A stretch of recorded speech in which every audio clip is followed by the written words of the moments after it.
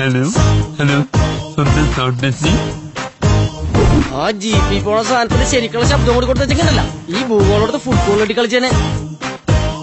കുട്ടമ്പിള്ള എന്ന് കൃത്യമായിട്ട് വിളിക്കാൻ നിന്റെ ജീവിതത്തിൽ പറ്റത്തില്ല.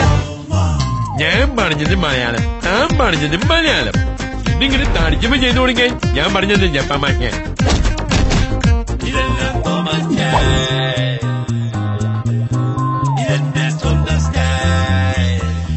ശത്രു ആരാന്നല്ലേ താൻ ചോദിച്ചേ?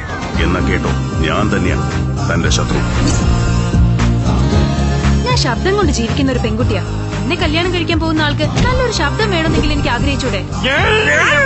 നീ ഇങ്ങനെ ഒരു ശബ്ദം കൊണ്ട് അവിടെ പുറകെ നടന്ന എങ്ങനെ ശരിയാവാൻ? കണ്ണിപ്പെണ്ണെ കൺകതളിത്തേനെ കണ്ടപാടെ കട്ടെടുത്ത പട്ടുനിലാവേ.